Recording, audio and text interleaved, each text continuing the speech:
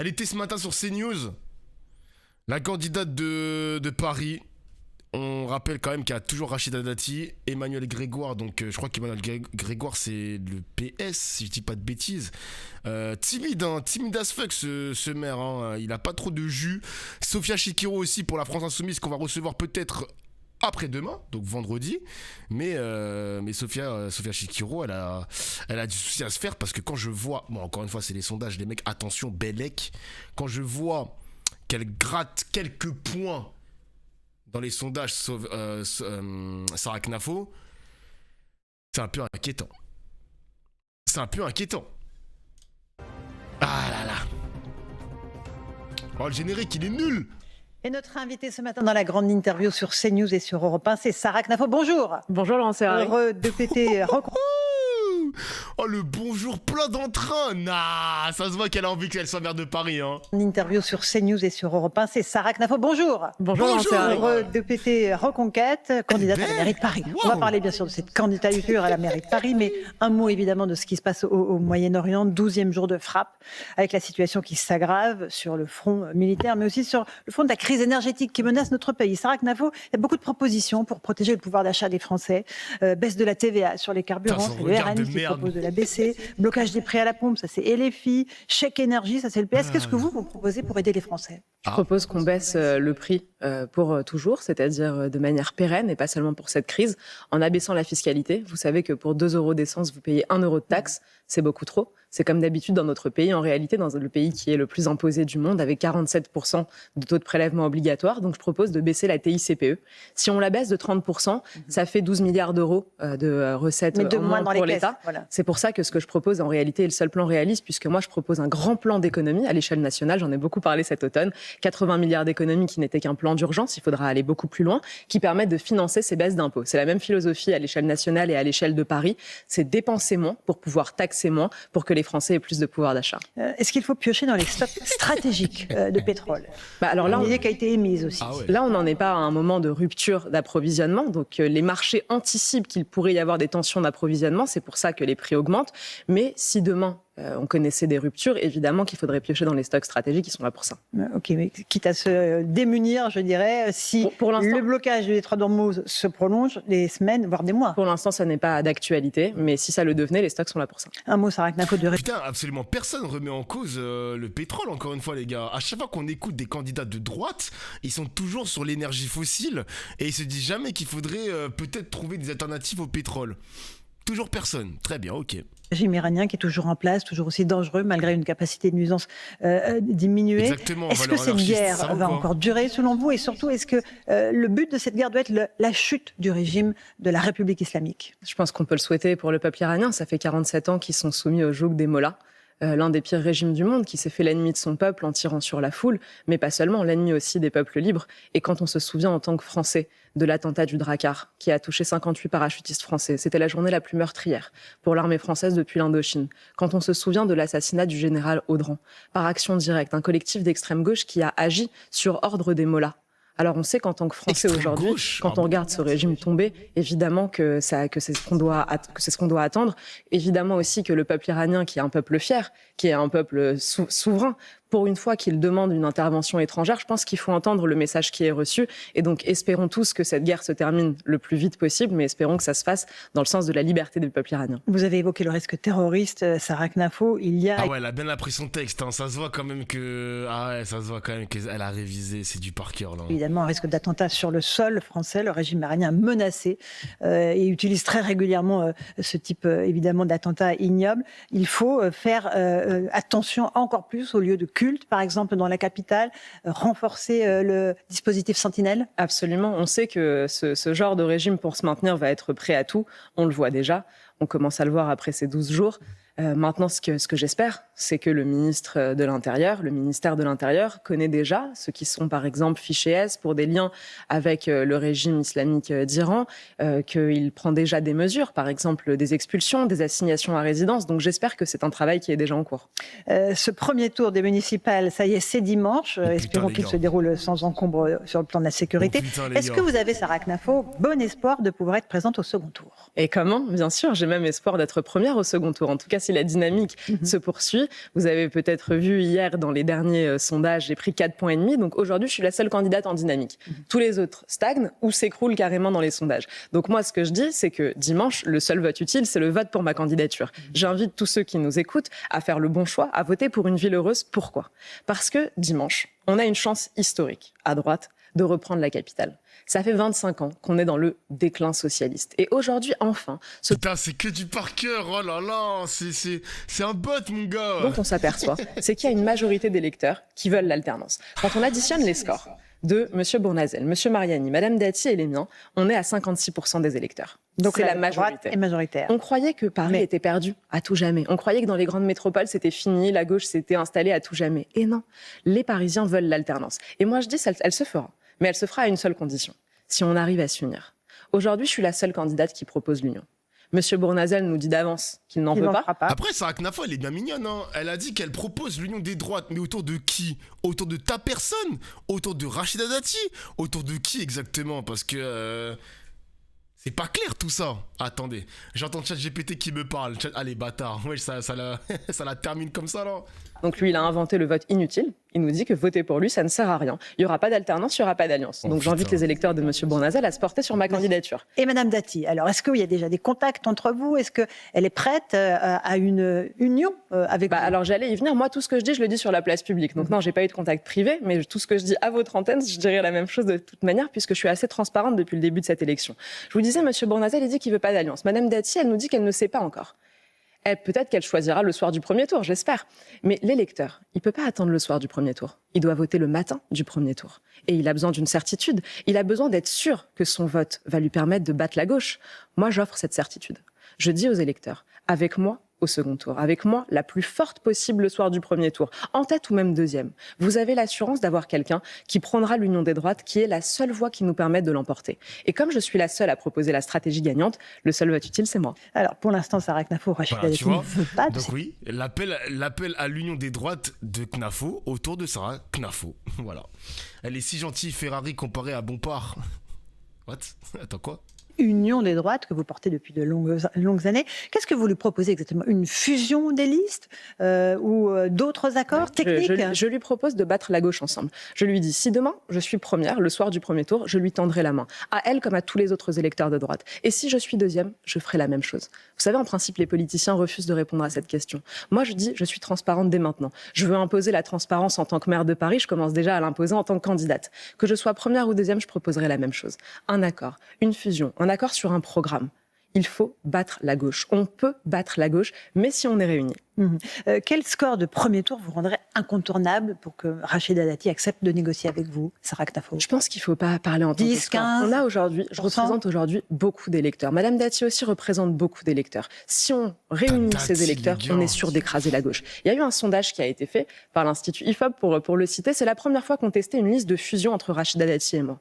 Coup de tonnerre. À nous deux, on écrase la gauche. La gauche n'aurait plus aucune chance. La gauche l'a bien compris d'ailleurs. Monsieur Grégoire essaye toute la journée d'empêcher cette alliance. Ils l'ont bien compris. Si on s'allie, on devient imbattable. Et donc la droite gagnera Paris. Je crois que le message est passé. Rachida Dati sera notre invitée demain matin à votre place. Je lui poserai les questions. Qu'est-ce qui, sur le fond, vous différencie dans vos programmes entre vous et Madame Dati ? Est-ce qu'il y a des points communs ? Est-ce qu'il y a vraiment des points très dissemblables qui empêcheraient ce rapprochement ? Je vais vous dire ce qui me différencie de tout le reste des autres candidats. C'est les baisses d'impôts. Je suis la seule candidate à proposer des baisses d'impôts. Tous les autres proposent soit de continuer, d'aller plus loin dans le déclin. On voit les images. Vous imaginez que Mme Chikirou et Monsieur Grégoire, ils proposent d'aller tout. D'ailleurs, les gars, j'ai vu dans son programme, elle veut baisser la taxe foncière, elle veut diviser la taxe foncière par 2. Donc ça, c'est des plans d'économie. Alors, je n'ai plus le chiffre en tête. Elle avait fait un meeting que Sardoche avait suivi. Il faut savoir que les gars, Sardoche, il est à fond sur Sarah Knafo. Il est à fond, le streamer Sardoche. Du coup, diviser la taxe foncière par Dieu. Diviser la taxe foncière par 2, les amis, c'est les propriétaires qui gagnent derrière, les gars. C'est les propriétaires qui gagnent derrière. Hein. Parce que Paris, un propriétaire, c'est quoi exactement là-bas ? C'est quelqu'un qui a les moyens dans une ville où les loyers sont faramineux, frère. C'est eux qui vont gagner derrière. Les locataires dans tout ça. La plupart des personnes, enfin des habitants de Paris sont locataires. Les jeunes, par exemple, les gens qui galèrent, Ils vont toucher quoi dans ce plan? Tu divises la taxe foncière par 2, c'est pas eux qui la payent, hein, c'est les propriétaires qui la paieront en moins, quoi. Sardoche, il l'a en poster avec des mouchoirs collés. Oh putain. Ouais, c'est le propriétaire qui paye. Putain, frère, c'est toujours la même chose, hein. Ah là là là là. Bon, après, il n'y a que les riches qui sont propriétaires. Tu doses la France, il n'y a pas que Paris. Mais là, je parle de... Mais frérot, je parle de Paris. Je parle de Paris parce que le sujet, il concerne Paris. T'es fou, quoi? Wesh. Toujours plus loin dans le déclin. Et les autres nous disent juste, on va en rester là. Alors, ce qu'ils promettent, les autres, c'est il n'y aura pas de... Est-ce que ça ferait peut-être diminuer les loyers? Oh là là, les gars, les promesses comme ça, hein. Franchement, les promesses comme ça, le propriétaire va gagner de l'argent avec une taxe foncière en moins. Vous pensez que ça va se répercuter sur les loyers? Oh ah, les gars, faut pas être naïf quand même. Oh, les gars, s'il vous plaît. Ah, s'il vous plaît. Hausse d'impôts. Et encore heureux. Encore heureux. Pourtant, la droite parisienne s'était battue pendant des années contre les augmentations de Madame Hidalgo. La taxe foncière a été multipliée par 3 depuis que les socialistes sont arrivés à la mairie. Et à l'époque, la droite combattait ces augmentations. Alors pourquoi maintenant qu'elle est en mesure d'arriver au pouvoir, elle dirait « bah avec nous, juste on les augmentera pas ». En réalité, ils proposent donc la fiscalité de Madame Hidalgo. Moi, je propose de diviser par 2 la taxe foncière. Je propose de diviser par 2 les taxes qui pèsent sur tous les locataires. La taxe d'enlèvement des ordures ménagères et la taxe de balayage. En réalité, je suis la seule candidate. Wow, attends, quoi? Elle a dit quoi? Elle propose de baisser la taxe de balayage et l'enlèvement d'ordures. Mais t'économises... Attends, il faut que je regarde ma facture. Je crois, les amis, que la taxe ordure, je crois que c'est 70 €. Mais sur l'année, je crois que tu gagnes quoi? 10 €? Et ouais, c'est ça, les gars. Je crois que tu gagnes 10 € sur ton pouvoir d'achat. Non, Sarah Knafo, come on. Ah, come on. C'est nul, wesh. Après, Doufla, être propriétaire, ça veut pas dire être riche. Et je n'ai jamais dit ça. Il y a un mec sur le chat qui m'a posé la question de est-ce que ça va se répercuter sur les loyers, la baisse de la taxe foncière? Moi, je ne pense pas. Mais s'il vous plaît, Madame Knafo, baissez la taxe d'enlèvement sur les ordures. Les jeunes et les mecs précaires parisiens, ils vont économiser 10 € sur l'année, genre. Mais merci, hein, ça va me payer mon tastic roussi. Merci beaucoup, genre. À proposer du pouvoir d'achat pour les Parisiens. Parce que le pouvoir d'achat, ce n'est pas l'argent que la mairie va leur donner, mais celui qu'elle va arrêter de leur prendre. Mais donc moi, Madame Dati propose aussi des baisses d'impôts. Non, malheureusement, elle dit juste on n'augmentera pas. Moi, je propose des baisses d'impôts. Monsieur Bournazel, même chose. On n'augmentera pas. 500 balles pour le propriétaire, 10 balles pour le locataire, je te jure. Moi, je dis, mais évidemment qu'il ne faut pas augmenter. Mais le statu quo dans le déclin, c'est encore le déclin. Moi, je propose de renverser ce système. Et ça, oui, en effet, je suis la seule. Sur le logement social. Donc ça, c'est un désaccord. Sur le logement social. Il va falloir vous mettre d'accord si éventuellement... J'apporte des mesures, j'apporte des propositions de financement. Et encore une fois, j'espère que je vais arriver première et que je pourrai appliquer tout ce programme. Ce programme, il est là. Il fait 130 pages. Si je suis appliquée, je serai élue pour en appliquer chaque ligne. Tout ce que j'ai proposé, c'est que des choses que je peux faire. Je ne propose rien, je ne promets rien que je ne puisse pas faire. Donc si je suis élue, c'est pour appliquer chaque ligne de ce programme. J'invite d'ailleurs chacun à aller voir sur unevilleheureuse.fr. Il reste quelques jours avant le vote et c'est le moment de voter pour vous-même. À ceux qui nous écoutent, allez voir combien vous gagnez avec mon programme. Combienjegagne.fr, on peut faire la simulation. Pour les propriétaires, pour les locataires, pour les automobilistes, pour ceux qui ont des 2 roues, ils gagnent énormément à mon programme. Je pense qu'on peut dire que je suis la candidate du pouvoir d'achat des Parisiens. Sarah Knafo, on est sur CNews et Europe 1. Alors vous proposez de baisser des taxes, taxe foncière, taxe d'enlèvement des ordures ménagères, taxe balayage. Paris va redevenir encore plus sale? Ah, c'est tout le si contraire. vous supprimez ces taxes, finance, vous le savez que ce ne sont pas les taxes qui nettoient les rues. Oui, pour commencer. Même. Et Paris est déjà sale. 84% des Parisiens estiment que la ville est sale. À l'époque où ces taxes étaient bien moins élevées, la ville était plus propre. Il y a peut-être un paradoxe qu'on va essayer de résoudre. Comment? En privatisant la propreté de Paris. La Chambre régionale des comptes nous dit que le privé fait mieux pour moins cher. Quand c'est le privé qui fait, c'est 27% moins cher. On a en France d'excellentes sociétés, notamment de ramassage des ordures ménagères ou de propreté sur la voirie. Pourquoi est-ce que la mairie voudrait leur faire concurrence? Le métier de la mairie, c'est pas d'être éboueur. La mairie de Paris a d'autres missions qu'elle devrait déjà bien appliquer. Une bonne police municipale, des professionnels de la petite enfance, assurer la sécurité de nos enfants dans le périscolaire. Baisse l'URSSAF. Alors l'URSSAF, c'est plus Macron, les gars. C'est pas Sarah Knafo. Hein. Ça, ce sont des missions de la mairie. À l'inverse, quand on voit que certaines missions sont mieux gérées par le privé, je vais les faire gérer par le privé. Et comme ça coûtera moins cher, 27% moins cher d'après la Chambre régionale des comptes. Et comme il y aura des effectifs en moins, on parle de 6 000 effectifs qui assurent la propreté à la ville de Paris, qui seront demain reprises par les prestataires privés, grâce à une clause de reprise du personnel, je pourrai baisser les impôts des Parisiens. Vous voulez aussi un moratoire sur le logement social. Ça veut dire quoi exactement? Attends, mais je comprends pas, elle a dit quoi? Elle a dit que les éboueurs parisiens sous contrat avec la mairie, il y aura une clause de reprise, un truc comme ça. Mais comme elle veut baisser les coûts, est-ce que ça va se répercuter sur les salaires des éboueurs, par exemple? Ouais, ils seront moins bons. Ouais, voilà, je suis pas fou le chat. Peut-être que ça va se répercuter sur leur salaire. Genre, je sais pas, faut voir. 6000 personnes en moins. Non, mais il y aura. Alors, les 6000 personnes, il y en aura une partie qui seront au chômage, mais dans cette clause de reprise, et il y aura des emplois qui vont être sauvegardés, mais avoir le salaire derrière, les mecs, hein. Avoir le salaire derrière. La plupart du service est privatisé. Ok. Vendre aussi 10% des logements sociaux à ceux qui les habitent actuellement, c'est bien cela? Oui, exactement. En fait, si vous voulez, le nerf de la guerre, de la situation financière tragique de la ville de Paris, 10 milliards de dettes, rappelons-le, c'est que la mairie de Paris, de Madame Hidalgo et de Monsieur Grégoire, a créé une sorte de Ponzi immobilier. C'est-à-dire que pendant des années, ils se sont endettés pour acheter, pour préempter, pour faire du logement social. En principe, une collectivité doit voter des budgets en équilibre. Donc les recettes doivent être égales aux dépenses. Il y a une seule exception, c'est l'investissement. Mais le seul investissement, l'investissement majoritaire de la ville de Paris, ça a été dans le logement social. Donc la ville s'est endettée pour préempter et pour mettre des logements sociaux partout. Grâce à Monsieur Hollande, là on pouvait se dire, dans ce système, que la ville allait ensuite percevoir des loyers. Et donc qu'on allait avoir un retour sur cet investissement. Mais François Hollande, en 2014, a pris un décret qui a permis à Madame Hidalgo de percevoir en avance des décennies de loyers. 50 ans, 40 ans selon les opérations. Madame Hidalgo, elle a pris ces décennies de loyers et elle les a dépensées immédiatement en budget de fonctionnement. Donc elle a dilapidé l'argent, elle l'a détruit. Ce qui fait que nous allons hériter de la dette, mais nous n'allons pas hériter des revenus futurs en face. C'est un scandale. Et M. Grégoire veut poursuivre, j'en finis vraiment sur ça, M. Grégoire veut poursuivre dans ce système. Aujourd'hui, on est à 25% de logement social, il nous propose d'aller jusqu'à 40%. Il veut transformer la capitale en HLM géant. Catastrophe. Mais en réalité, pourquoi il veut faire ça? Est-ce que c'est par justice sociale? Est-ce que c'est parce que M. Grégoire est généreux? Pas du tout. C'est parce qu'il en a besoin de cet argent. Il veut continuer de percevoir ses loyers capitalisés. Ils sont addicts. Ils ont créé un Ponzi immobilier. C'est le casse du siècle. Moi, je veux sortir de ce système. Et pour sortir de ce système, non seulement moratoire, on arrête avec les logements sociaux, on arrête d'en construire, mais en plus, on vend 10% du parc social. On est d'accord. Il y aura toujours on arrête. Ça vend. Alors attends, moratoire sur la construction de logements sociaux, donc plus aucune construction. Elle veut vendre 10%, je crois, du social à leurs occupants. Mais attendez, les mecs, qu'est-ce qui se passe en fait? C'est pas un programme pour les Parisiens, là. C'est pas un programme pour les Parisiens, c'est un programme pour les investisseurs. Mais c'est pas possible. Mais what?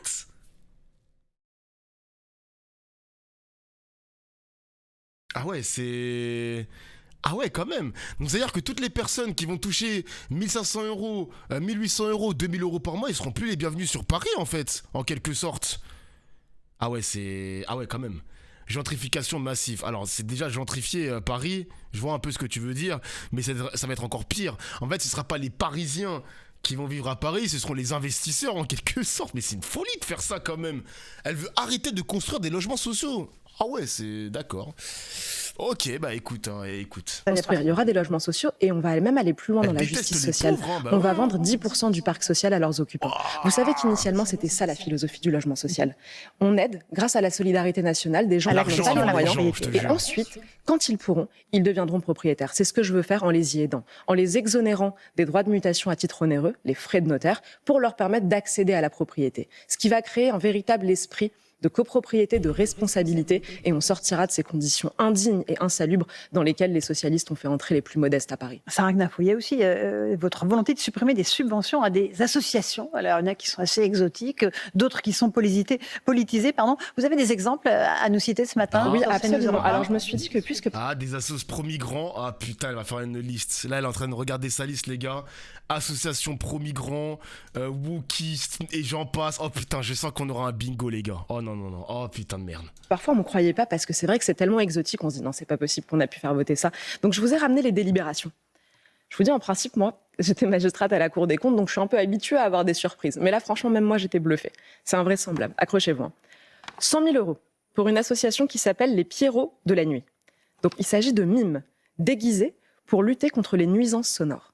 Pour de vrai, vous avez des mimes qui font la tournée des bars le week-end et qui font comme ça aux passants, chut, chut, chut. Alors, Et ces gens-là j'en ont ai jamais touché vu personnellement. 100 000 euros de notre argent. Je sais pas. Attends, mais moi je les ai jamais vus, moi. Attendez, les gars, vous les avez vus, les mimes qui ont fait. Chut. Attends, mais c'est quoi cette dinguerie? Après, les amis, si c'est vrai. En vrai, Anne Hidalgo, je suis pas là pour défendre son bilan, les amis, hein, mais en vrai, l'argent aurait pu être mieux utilisé. Franchement, les amis, moi je les ai pas vus, hein, j'ai never seen, hein, vraiment, j'ai emploi fictif dans mon livre. Hein. Bon, ça veut pas dire que je suis d'accord avec ce que Sarah Knafo a dit, enfin, elle est en train d'expliquer, mais honnêtement, putain, l'argent aurait pu être mieux utilisé quand même. Hein. Donc là, c'est de l'art. Oh, s'il te plaît, hein, 100 000 euros pour que des fils de pute, ils arrivent, ils te disent chut. Eh, tes conversations de League of Legends là, s'il te plaît, y a des mecs qui dorment en haut. Ferme ta gueule, frère, ferme ta gueule, le mime. Ferme ta gueule, le mime. Oh, toi aussi là. Si on les voit beaucoup, mais en tout cas, 100 000 euros, c'est beaucoup. Je vous donne un deuxième exemple. 33 000 euros pour la gestion des déchets à Katmandou. La mairie de Paris Katmandou. a donné 33 000 euros à Katmandou pendant qu'elle n'est pas capable de nous Attends, Katmandou, la ville du Népal. On parle du Népal là. Bah ça va, 33 000 euros, fais pas chier toi aussi. rendre nos rues propres juste en bas de nos C'est le fenêtres. Népal, oui, c'est ça. Autre exemple. 116 000 euros pour de l'eau potable au Cambodge. On pourrait dire c'est généreux, mais quand on se rappelle qu'il y a un collège Beaumarchais, en plein cœur de Paris, qui a dû être approvisionné en bidon d'eau parce que le réseau d'eau de la ville de Paris était mauvais, là on se dit qu'en réalité c'est une générosité qui est scandaleuse. Quand on va donner de l'argent à l'autre bout du monde, alors que sous nos fenêtres on a de la misère, alors que par exemple l'Ordre de Malte, association qui fait des maraudes dans Paris, une association vraiment utile, a touché 20 000 euros. Là on s'aperçoit qu'il y a un ordre des priorités qui est totalement délirant. Et je pourrais vous en citer encore un dernier, 3 000 euros pour des clowns enquêteurs. Je cite, des déambulations de personnages clownesques pour renforcer le lien social. On parle d'une cour des miracles budgétaire. Moi, cette cour des miracles, je vais y mettre un terme. J'ai un programme qui fait 130 pages. Tout est budgété. Des clowns enquêteurs. C'est quoi ce bordel, frère? Comment ça, des clowns enquêteurs, Paris? Des clowns enquêteurs. Ah mais c'est... mais quand je tape clown enquêteur, l'argent des Parisiens dilapidé en clown enquêteur, gym pour seniors LGBTQI+, ah mais ça c'est des trucs d'extrême droite, câlin à des cochons d'Inde, la ville de Paris, ah putain c'est... Vas-y, enfin bref. Enfin bref.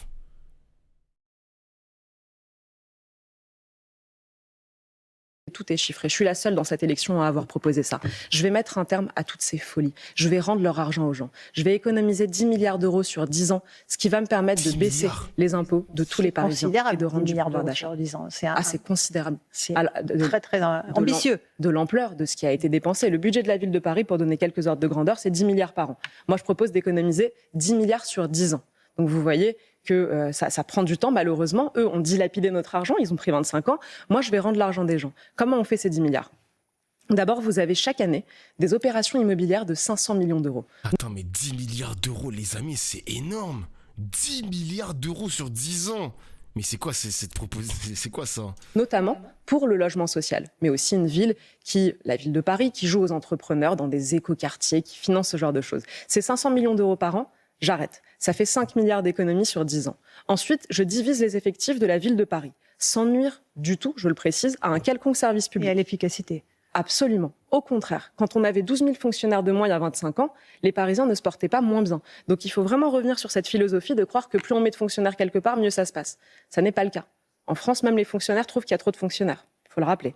Donc, on va diviser les effectifs de la ville par 2. C'est 3 milliards d'économies nettes, c'est-à-dire en comptant le fait que je dois embaucher des policiers municipaux en plus et des professionnels de la petite enfance en plus. Je parle qu'en économie nette.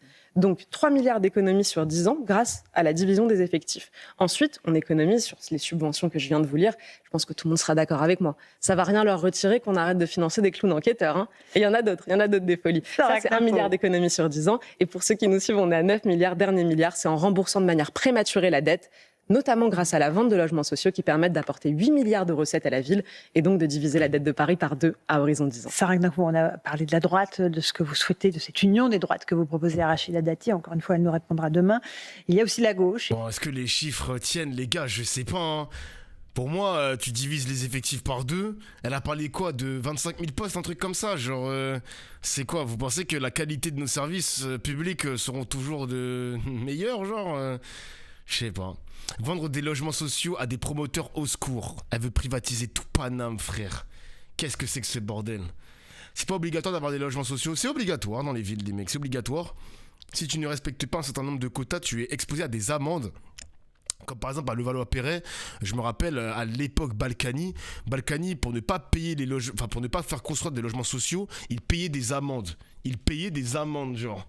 Parce que les riches habitants de Levallois-Perret ne voulaient pas de la présence de logements sociaux. Ils ne voulaient pas de la plèbe. On veut pas de la plèbe. Laissez-nous tranquilles entre riches. Putain. En plus, les amendes sont dérisoires, je te jure. Mais les chiffres ne tiennent pas. Je sais pas.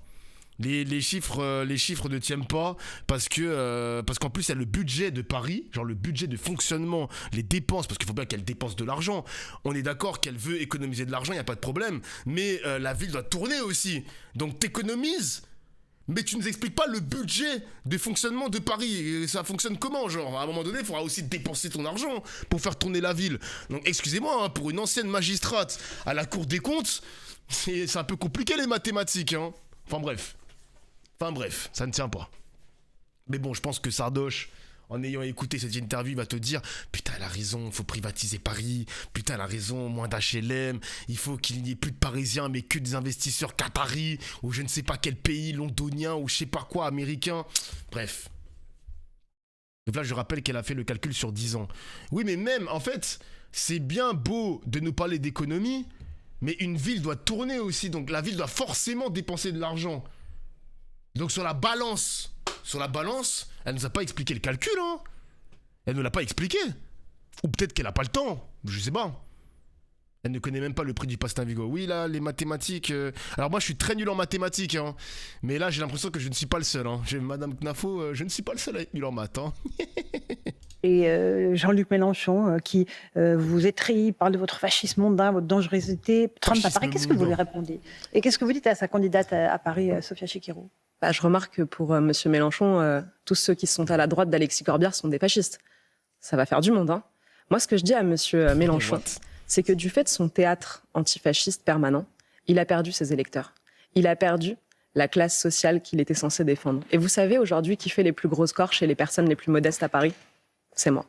Je dépasse Madame Chikirou dans toutes ces catégories. Chez les Parisiens les plus modestes, chez les non-diplômés, chez les Parisiens qui sont au chômage. Je dépasse la gauche réunie dans toutes ces catégories. C'est pour moi une immense fierté. Pour moi, la jeune femme du 93 qui est venue se présenter aujourd'hui à la ville de Paris, c'est une fierté d'avoir les plus modestes à mes côtés. Et je sais que c'est mon discours qui leur parle aujourd'hui, notamment parce que je veux leur rendre cet argent que la mairie leur a pris pour aller financer à l'autre bout du monde des folies. Est-ce qu'Emmanuel Grégoire est un candidat radicalisé, selon vous, comme le dit Rachid? Putain, les gars, franchement, l'argument de juin du 9-3, faut tellement arrêter ça. Elle a sorti la carte du 9-3, je te jure. Je crois qu'elle a fait l'ENA. C'est la compagne d'Éric Zemmour. La meuf, elle a pris le métro uniquement pour faire ses clips de campagne de merde. Oh là là. En plus, elle vient du 9-3. Elle vient t'expliquer, hein. Madame 9-3, elle vient t'expliquer qu'elle veut arrêter les logements sociaux, tout privatiser. C'est une meuf de ton Banks, Dofla. Ouais, c'est une meuf de... Après, moi, je suis pas du 9-3, les mecs, hein. J'habite dans le 9-3, mais je ne suis pas né dans le 9-3. Elle est vraiment née dans le 9-3. Mais s'il vous plaît, les amis, l'ex d'Alain Soral et de Louis Sarkozy, wesh, elle a mangé à toutes les tables des mecs qui pèsent un peu, quand même. Qui pèsent un peu. Oh, c'est ridicule, vraiment, c'est ridicule. T'es né où? Je suis né dans le 95, mon... non, je suis né à Paris, moi. Je suis né à Paris, mais j'ai grandi dans le 95. Rachida Dati. Je pense que sa fausse gentillesse ne peut pas cacher la férocité de ses mesures. Quand M. Grégoire nous dit qu'il veut aller réquisitionner les logements, quand M. Grégoire nous dit qu'il veut mettre des salles de shoot et des HLM partout dans Paris, là, on sait qu'on va aller très loin. En matière de logement, M. Grégoire, il pourrait donner des leçons de communisme aux communistes. Il va très très loin. Moi, je veux lutter contre cette politique. Mais je ne veux pas seulement dire « on en reste là », comme le font les autres candidats. Moi, je veux renverser ce système. Il y a un aspect révolutionnaire dans mon programme. Une révolution pacifique, une révolution sans la violence, mais c'est une révolution. Je veux renverser ce système. Il faut revenir sur les erreurs de la gauche. Je le dis en matière de logement, en matière d'impôts. Il ne faut pas qu'une droite qui arrive au pouvoir et qui dise « maintenant, juste on en reste là, on arrête d'aller plus loin ». Non, non, non. Une erreur, ça se corrige. Le statu quo dans le déclin, je le répète, c'est encore le déclin. Moi, je veux pas le statu quo, je veux renverser ce système. Et sur tous les aspects où la gauche a pris de mauvaises décisions, il faut enfin une droite qui dit « je reviens dessus ». Il n'y a pas d'effet cliqué à ce que fait la gauche. Souvent, la droite a peur. Une fois qu'elle arrive au pouvoir, elle dit « bon, ça, ils l'ont fait, on va pas revenir dessus ». Mais moi, je veux revenir sur ce qui a été une erreur. Je vous donne un exemple. La fermeture des voies sur berge par Madame Hidalgo. Quand Madame Hidalgo le fait, elle le fait pour faire une mesure qui va choquer la droite. Et aujourd'hui, la droite est intimidée, elle veut pas les rouvrir. Moi, je suis pas intimidée. Ça m'intimide pas ce qu'a fait la gauche. La Donc, droite ce dit que je c'est veux trop faire, cher, ça serait trop cher. de rouvrir les voies sur berge. Rouvrir les Alors, voies en l'occurrence, les rouvrir, c'est gratuit. Mais moi, ce que je propose, c'est de mettre une promenade au-dessus. Une très belle promenade qui permettra de réconcilier enfin les automobilistes. Donc, puisque je veux rouvrir les voies sur berge à la circulation automobile, et pour qui connaît l'histoire de Paris, on sait que Paris a besoin de cet axe de traversée ouest-est, et pour qui s'intéresse à la qualité de l'air, on sait que la décision... Les gars, alors, il y a des architectes qui ont dit que la construction du pont sur les berges, donc il y a le passage voiture en bas et les Parisiens en haut, ils ont dit que c'est impossible. En termes d'architecture, c'est impossible. C'est impossible. Je sais pas pourquoi, j'ai l'impression qu'elle a fait son plan sur ChatGPT, elle a payé l'abonnement ChatGPT pour ensuite uploader les PDF, plans parisiens, etc. et lui a posé la question, est-ce que techniquement c'est possible de construire le pont? En plus, je suis presque sûr, les amis, je suis presque sûr que j'espère que ça va jamais arriver. Si Sarah Knafo est maire de Paris, je pense que le pont ne va jamais voir le jour. Je pense sincèrement que le pont ne va jamais voir le jour, mesdames et messieurs. C'est du mensonge. C'est quoi cette histoire de pont? Attends, pont Knafo. Je crois que je pourrais vous montrer, non? Sur son compte construction. Est-ce que je peux vous montrer? Knafo. Putain, je crois que c'est ça. Je crois que c'est ça. Attendez, Je crois que c'est ça. Ouais, c'est ça. Je crois que je reconnais la vidéo. Ça, c'est le pont qui est construit. Donc, les voitures passent en dessous et les Parisiens passent au-dessus. Mais, à ce qui paraît, c'est pas possible. C'est pas possible la construction. C'est pas possible. Mais elle en a fait une vidéo, mais j'arriverai pas à retrouver la vidéo, les mecs. J'arriverai pas à retrouver la vidéo. Voilà, ça c'est un pont qui a été construit, qui a été montré par l'IA, mais je ne sais pas si je peux retrouver la vidéo. Non. Putain, je peux pas retrouver la vidéo. Fait chier. Oh, en fait, c'est une vidéo qui date, j'ai la flemme de remonter ce compte Twitter, les mecs. Oh, j'ai la flemme. Enfin bref, vous comprenez l'idée. C'est quoi le but? C'est de désengorger les berges de Paris. C'est ses termes, Elle a dit, elle veut désengorger les berges de Paris. Voilà, c'est ses termes. De Madame Hidalgo a créé des îlots de pollution sur tous les axes de délestage, sur le boulevard Saint-Germain, sur les quais hauts, Louvre, Célestin. Donc je vais les rouvrir notamment pour l'amélioration de la qualité de l'air et pour la fluidité dans la ville. Moi, je veux pas plus de voitures, je veux plus de fluidité, plus de confort de vie pour les gens. Donc la promenade qui sera au-dessus, magnifique, me permet de réconcilier les piétons, les cyclistes, les personnes qui sont sur des fauteuils roulants et qui pourront se promener au-dessus, les femmes avec des poussettes de la même manière. Cette promenade, on la chiffre à 60 millions d'euros avec des ingénieurs. Je pense que dans peu de temps, on confirmera nos chiffrages et on verra que c'est nous qui avions raison sur ça. Je veux enfin réconcilier les Parisiens sur ces questions. Mais ça va faire beaucoup. Qu'elle commence à désengorger sa connerie. Je suis mort, putain. De points à discuter éventuellement avec Madame Dati, si elle accepte de discuter avec vous sur ça, elle n'est pas d'accord.